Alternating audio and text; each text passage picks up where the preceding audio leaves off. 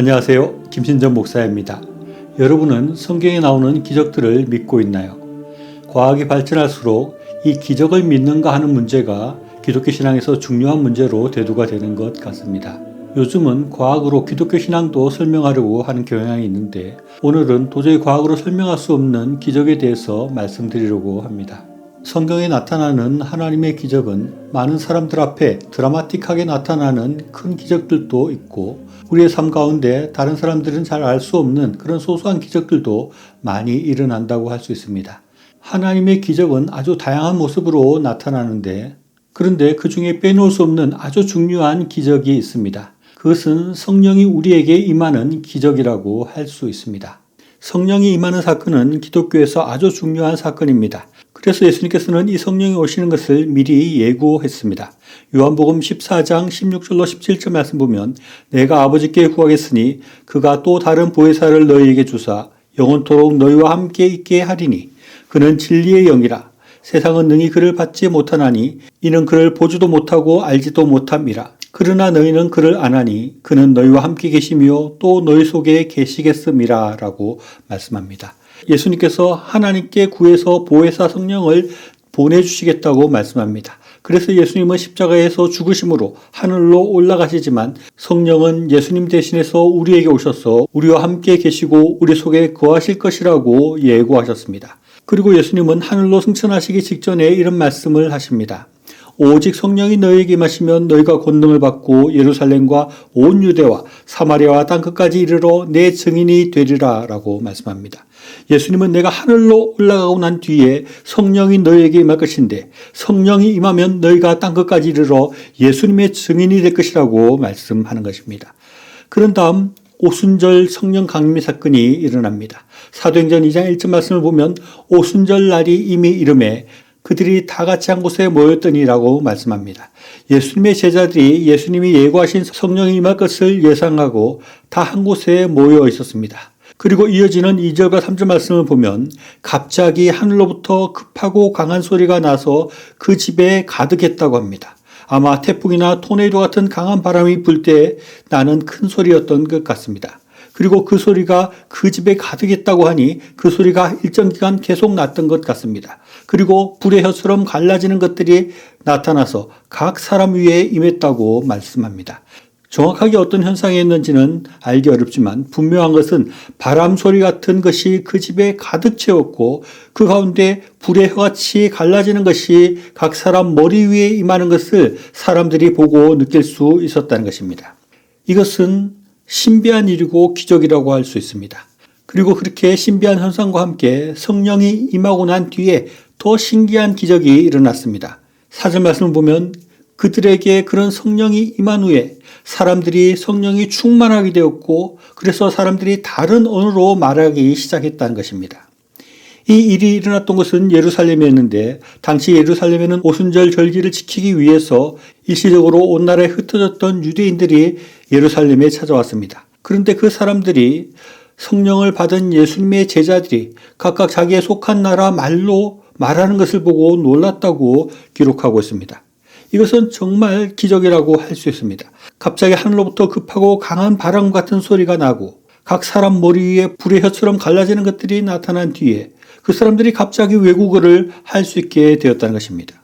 이것은 이 세상의 과학과 자연법칙에서 도저히 설명할 수 없는 신비한 기적인 것입니다. 우리가 여기서 중요하게 생각해야 할 것은 이때 이후로 이 세상에는 이런 성령의 임하심이 계속해서 이어진다는 것입니다.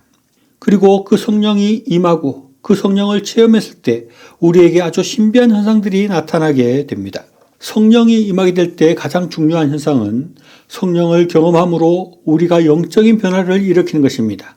이것을 인류적으로 그렇다고 말할 수는 없지만 대체로 성령의 임재를 경험할 때 사람들은 예수님을 믿게 되는 것입니다. 자신의 죄를 깨닫게 되고 회개하고 예수님을 구주로 영접하게 되는 놀라운 일이 벌어집니다. 사도행전을 보면 성령이 임하는 것이 단순히 오순절에만 있었던 것이 아니라 그 이후로 몇 번씩 반복해서 성령이 임하는 것을 볼 수 있습니다. 이 성령의 임함은 온전한 그리스도인이 되고 온전한 믿음을 가지는 표징과 같은 그런 것이었습니다. 그래서 사도행전 8장 말씀을 보면 예수님의 제자들이 성령을 받기 위해서 기도했을 때 사마리아에도 성령이 임하게 되었고, 사도행전 10장에서는 이방인 고넬로 집에서 베드로가 설교했을 때 성령이 임하게 됩니다. 그래서 이방인들도 믿음을 가지게 되었습니다. 그리고 사도 바울은 에베소에서 안수했을 때 그곳에도 성령이 임하게 되는 것입니다. 이렇게 성령이 임하면 회개가 일어나고 예수님을 온전히 믿게 되고 온전한 그리스도인이 된다고 할 수 있습니다. 사실 우리가 예수님을 믿지 못하다가 갑자기 믿게 되는 것, 그것은 기적이라고 할 수 있는 것입니다. 사람에 따라서 그냥 자연스럽게 믿음을 가지게 되는 경우도 있겠지만 대부분 이런 성령을 체험함으로 믿음을 가지게 되는 것입니다. 성령님이 우리에게 임하게 될 때 우리는 우리의 죄를 깨닫게 되어서 회개의 눈물을 쏟게 되고 예수님이 나의 구세주임을 믿게 되는 그런 기적이 일어나는 것입니다. 우리 기독교에는 이런 성령의 임재 또는 성령을 받게 되는 신비한 기적이 있다고 할 수 있습니다. 이것은 어떤 물리법칙이나 자연법칙으로 설명할 수 없는 신비한 것이고 놀라운 기적이라고 할 수 있습니다. 이런 신비한 성령의 체험을 알지 못하는 사람은 기독교 신앙을 아무리 이해하려고 해도 이해할 수가 없는 것입니다. 기독교인들 중에서도 성경의 기적을 부정하는 사람들이 있고, 나아가서 성경의 기적을 부인하려고 하는 신학자들이 있습니다. 이들은 과학과 학문적인 방법으로 설명할 수 없는 모든 성경의 기적들을 부인합니다. 저는 이들이 성령을 체험한 온전한 그리스도인들이 아닐 것이라는 생각이 듭니다. 왜냐하면 성령의 임재를 경험하고 성령을 통해서 하나님을 만나는 경험을 한 사람이라면 그런 성령의 임재와 같은 신비한 기적이 있다는 것을 부인할 수 없고, 성령을 진정으로 받은 사람은 온전히 예수님을 믿고 하나님을 믿고 하나님의 기적을 인정하게 되기 때문입니다. 성령은 하나님의 영이라고 할 수 있는데 그 하나님의 영을 만나고 우리 안에 그 하나님의 영, 성령이 들어오는 그런 과정이 있어야지 우리가 하나님을 온전히 믿게 되고 참된 그리스도인이 될 수 있는 것입니다. 이 말씀을 듣는 사람 중에 아직 성령을 체험하지 못한 사람이 있다면 먼저 성령을 받기 위해서 기도해야 합니다. 하나님, 나에게도 오셔서 내가 성령을 받게 하여 주시고 내 안에 성령님이 거하여 주옵소서라고 기도해야 합니다. 그럴 때 우리는 성령을 받게 되고 온전한 믿음을 가지고 온전한 그리스도인이 될 수 있습니다. 그리고 이미 성령을 체험한 사람은 우리 안에 성령이 더 충만하게 해달라고 기도해야 됩니다. 데살로니가전서 5장 19절에서는 성령을 소멸하지 말라고 말하고 있습니다.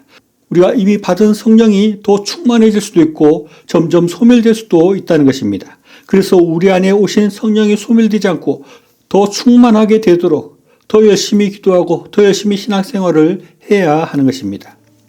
오늘날에도 이 신비한 성령은 우리에게 기적과 같이 임하고 있습니다. 그리고 우리 안에 임한 성령은 우리 안에서 활동하며 우리로 하여금 놀랍고 신비한 기적을 일으키도록 인도하고 있습니다.